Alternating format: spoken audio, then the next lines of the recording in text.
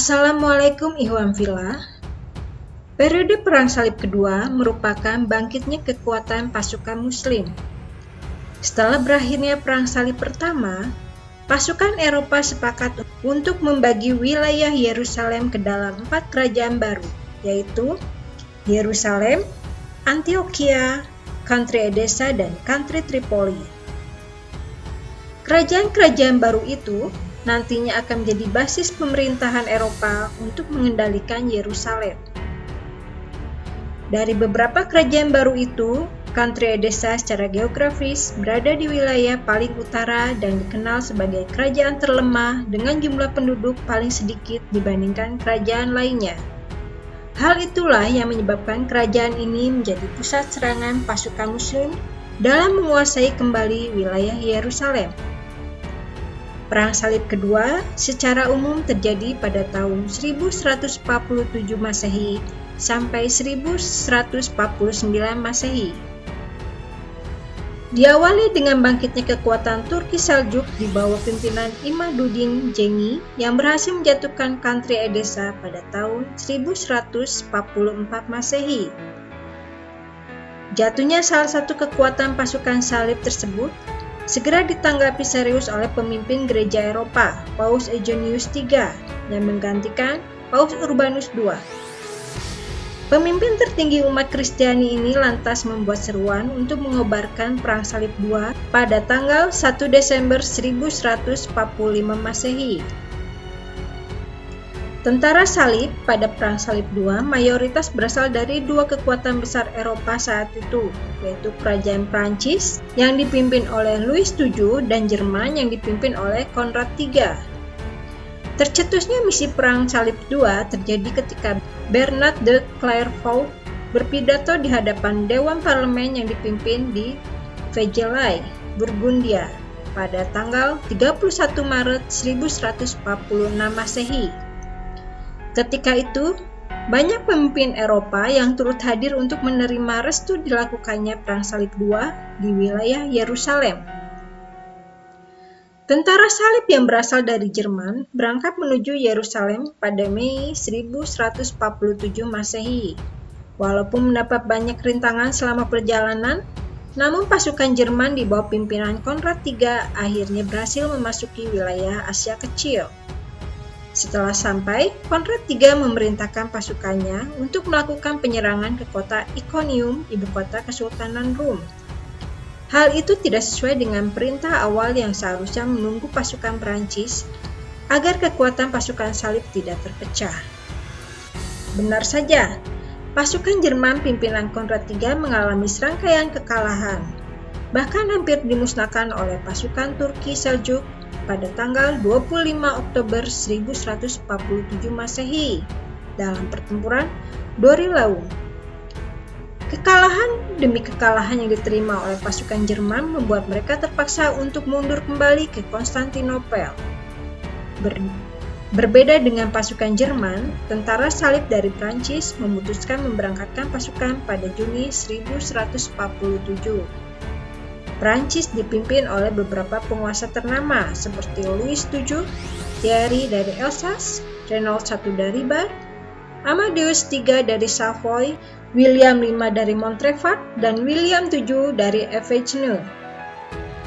Setibanya di Asia Kecil, pasukan Prancis bertemu dengan sisa-sisa pasukan Jerman di wilayah Nisea.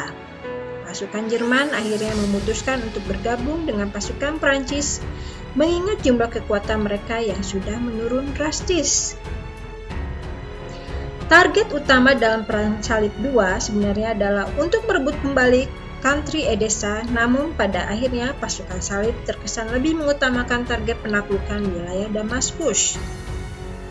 Setelah seluruh pasukan Jerman dan Prancis berkumpul di Yerusalem, mereka melakukan sebuah pertempuran dengan pemimpin lokal di sana pada tanggal 24 Juni 1148 Masehi.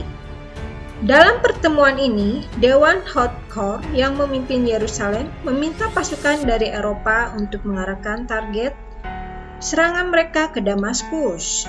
Para pemimpin dewan beranggapan bahwa Damaskus merupakan salah satu kota suci umat Kristiani. seperti halnya Yerusalem dan Antioquia. Maka, penaklukan Damaskus dianggap akan menjadi hadiah penting bagi Kristen Eropa. Pada Juli 1148 Masehi, pasukan salib yang berjumlah lebih dari 50.000 prajurit dikumpulkan di Tiberias untuk berangkat menuju Damaskus. Mereka memilih menyerang Damaskus dari sisi barat, karena di sana merupakan wilayah perkebunan buah yang jika berhasil dikuasai akan berpengaruh besar pada suplai logistik mereka selama perang.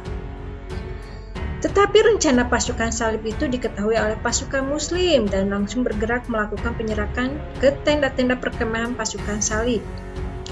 Pasukan Damaskus dibantu oleh pasukan dari Saifuddin Ghazi I dari Aleppo dan Nuruddin Jengi dari Mosul. Setelah beberapa kali mengalami kekalahan, pasukan salib memutuskan mundur dari Damaskus. Akhirnya, rencana penaklukan Damaskus oleh pasukan salib berakhir dengan kegagalan. Setelah menerima serangan dari pasukan salib, pemerintah Damaskus memutuskan untuk meningkatkan pertahanan mereka. Sebenarnya Damaskus memiliki hubungan yang cukup baik dengan kerajaan-kerajaan Kristen di wilayah Yerusalem. Tetapi, setelah serangan pasukan salib, otoritas Damaskus memilih untuk menghentikan hubungan dengan orang-orang Kristen di Yerusalem. Pemerintah Damaskus pada tahun 1154 Masehi diserahkan pengelolaannya di bawah pimpinan Nuruddin Jengi demi menghindari risiko terburuk yang akan terjadi di kemudian hari. Pada tahun 1169 Masehi, Raja Al-Malik I dari Yerusalem melancarkan serangan ke wilayah Mesir bersama kerajaan Bizantium. Ketika itu, Mesir dikuasai oleh pasukan Muslim, namun serangan gabungan itu berakhir dengan kegagalan akibat dari minimnya bantuan logistik dari Eropa.